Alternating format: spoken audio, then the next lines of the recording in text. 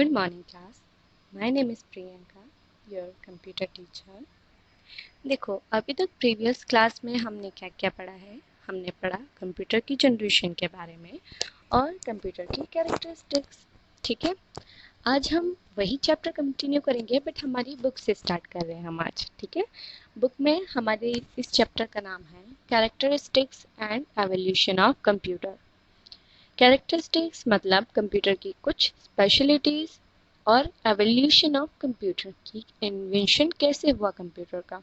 ठीक है, देखो आपको सबसे पहले यहाँ पर कुछ कैलकुलेशंस दिख रही हैं। ये कैलकुलेशंस आपको खुद से करना है। ठीक है, ये आपका वर्क है बट कैसे करोगे आप इसमें कैलकुलेटर का यूज़ करोगे और इसके आंसर मुझे पिक्चर क्लिक करके सेंड करना नेक्स्ट क्लास में। ठीक है, आगे हम कंटिन्यू करते हैं कि आज हमारे पास कैलकुलेशन करने के लिए कैलकुलेटर है, मोबाइल में कैलकुलेटर है, कंप्यूटर है हमारे पास।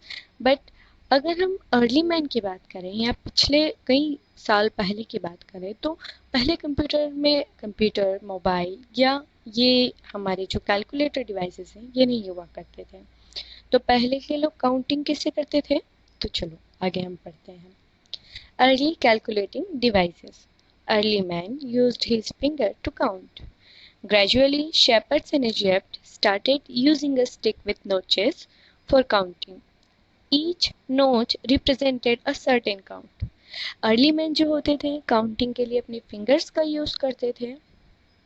ठीक है, बट धीरे धीरे शेपर्ड्स एक पर्सन का नाम था जो इजिप्ट में रहते थे, उन्होंने एक स्टिक का यूज करना स्टार्ट किया। ये वुडन स्टिक होती थी और इसमें नोचेस होते थे। नोचेस मतलब देखो यहाँ पर एक छोटी छोटी आपको लाइन दिख रही होंगी, है ना। ये नोचेस स्पेशल तरीके से काउंट करने के लिए बनाई जाती थी। एक सर्टेन काउंट होता था इसमें। ठीक है, नेक्स्ट अबेकस. अबेकस का फुल फॉर्म होता है abundant beads addition and calculating utility system. Abundant मतलब बहुत सारे और बेंस मतलब मोती। अब देखो यहाँ पर एक आपको बॉक्स दिख रहा है। बॉक्स कैसा है कि यहाँ पर स्टिक्स में मोती लगे हुए हैं छोटे छोटे से कई सारे। इनका यूज एडिशन के लिए किया जाता था। ठीक है, अबिकस को एक फर्स्ट कैलकुलेटिंग डिवाइस के तौर पे माना जाता है। It was invented in 16th century in China. 16th century में चाइना में इसका इन्वेंशन हुआ और ये किस लिए यूज़ किया जाता था, तो इसमें हम सिंपल कैलकुलेशन कर सकते थे, एडिशन और सब्ट्रैक्शन बस। देखो अब इन दोनों डिवाइसेस को आप देख रहे हो, अबेकस और अर्ली कैलकुलेटिंग डिवाइस, इसमें आप क्या कर सकते थे, सिर्फ एडिशन और सब्ट्रैक्शन। बट हमारी कैलकुलेशन में तो डिवीजन और मल्टीप्लिकेशन भी आता है। तो यहाँ प्रॉब्लम को सॉल्व करने के लिए नेपियर्स बोन्स बनाया गया। ठीक है, आगे in 1616 Sir John Napier made a calculating device and called it Napier's bones. Sir John Napier's ने एक कैलकुलेटिंग डिवाइस बनाया जिसका नाम क्या रखा उन्होंने, Napier's bones. It was used for addition, subtraction, multiplication and division. ठीक है, इस डिवाइसेस में हम एडिशन और सब्ट्रैक्शन कर सकते हैं बट अब साथ ही साथ मल्टीप्लिकेशन और डिवीजन दोनों कर सकते हैं। The device is made up of set of rectangle rods. ये डिवाइस कैसे बना है, तो देखो आप यहाँ पर एक बोर्ड दिखाई दे रहा है और यहाँ पर रोड्स या एक तरीके से कहूँ आपके स्केल के टाइप के रोड्स बने हुए हैं जिन पे नंबर्स डले हुए हैं। ठीक है, तो इस तरीके से ये नेपियर्स बोन्स कहलाता है device. Did you know the improved form of Napier bones is used for performing division and finding square roots? क्या आपको पता है कि जो नेपियर बोन्स का इम्प्रूव्ड वर्जन है, जो नया वर्जन है, उसका यूज़ हम स्क्वायर रूट को फाउंड करने के लिए भी यूज़ करते हैं। और the roots were made up of carved bones and that is why the device is known as Napier's bones. ये जो आप यहाँ पर रोड्स देख रहे हैं ये किससे बनी होती थी, बोन्स से बनी होती थी, बोन्स हड्डियों से बनी होती थी। ठीक है, इसलिए इसका नाम नेपियर्स बोन्स रखा गया। आगे पास्कल आइन. The first mechanical calculator was invented by a French mathematician Blaise Pascal in 1614.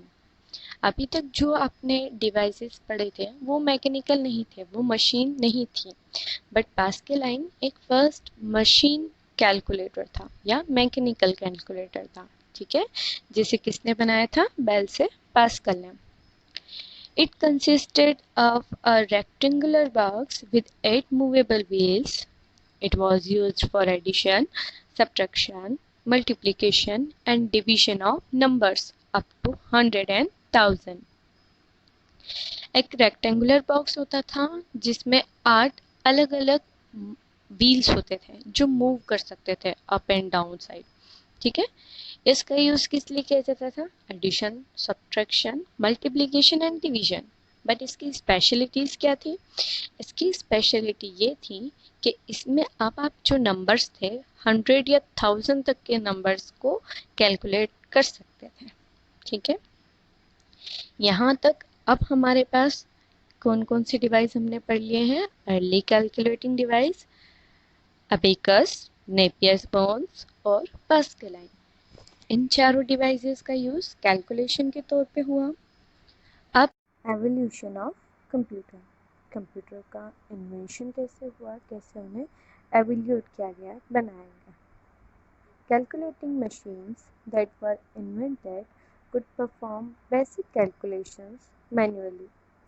They were not automated. Besides, the calculation performed had to be recorded manually after the operations. अभी तक जो calculating machines invented की गई थी वो सिर्फ हमारी basic calculation को ही फॉलो करती थी या उन बेसिक कैलकुलेशंस को ही सॉल्व करती थी, बट ये ऑटोमेटिक नहीं थी, ठीक है। इन सब के अलावा अब हमारी जो कैलकुलेशंस थी उन्हें हमें रिकॉर्ड करना था। उन ऑपरेशंस को क्या है, हम ऐसे चाहते थे कि हम जो भी ऑपरेशंस कर रहे हैं, जो भी कैलकुलेशंस कर रहे हैं, उन्हें रिकॉर्ड करना है। तो उसके लिए नई मशीनों का इन्वेंशन हुआ। अब देखो, difference engine. In the 19th century, Charles Babbage, an English mathematician, invented the first mechanical computer. It was called the difference engine. 19th century में चार्ल्स बेबेज जो एक इंग्लिश मैथमेटिशियन थे, उन्होंने सबसे पहले एक मैकेनिकल कंप्यूटर बनाया, ठीक है, जिसका नाम क्या था? Difference engine. It was powered by steam and had a stored program to perform calculations and even print out the results. ये जो मशीन थी जिसे एक तरीके से कंप्यूटर बोला जाता था, ये कैसे चलती थी? तो ये स्टीम से चलती थी। आजकल के जो हमारे कंप्यूटर्स हैं वो कैसे चलते हैं? इलेक्ट्रिसिटी से चलते हैं, बट ये कैसे चलती थी? इन्हें पावर कैसे मिलता था? स्टीम से या भाप से चलती थी, ठीक है। और इनमें कई सारे प्रोग्राम्स पहले से ही स्टोर होते थे कैलकुलेशन करने के लिए। अब आप जो भी कैलकुलेशंस कर रहे हैं उनका आप प्रिंट आउट भी निकाल सकते थे, रिजल्ट भी निकाल सकते थे आप उसका, ठीक है। On account of this invention, which resembled a computer, Charles Babbage is also known as the father of the modern computer. अब इस इन्वेंशन के बिहाफ पे, जहाँ पर ये जो मशीन थी लगभग कंप्यूटर से काफ़ी मेल जोल रखती थी, या एक तरीके से हम इसे पहला कंप्यूटर भी बोल सकते हैं, चार्ल्स बेबेज ने बनाई थी, इसलिए उन्हें father of the modern computer के नाम से भी जाना जाता है। क्यों? क्योंकि इन्होंने एक ऐसी मशीन बनाई थी जो लगभग कंप्यूटर की तरह ही थी, या हमारे आज के कंप्यूटर का एक सबसे पहला कदम थी, स्टेप थी वो हमारे लिए, ठीक है। Analytical engine. Charles Babbage continued to work on his machine and in 1833 brought out an all-purpose machine.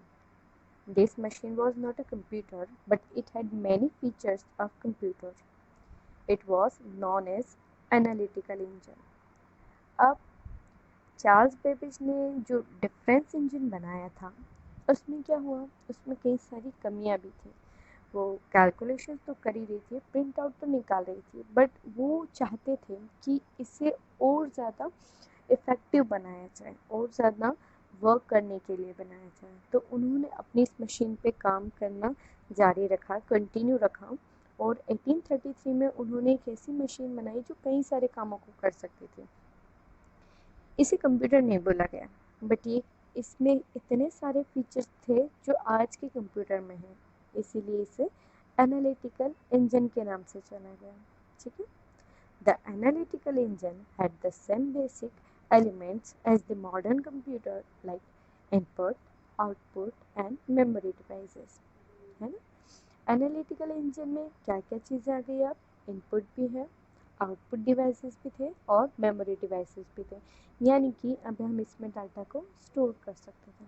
ठीक है।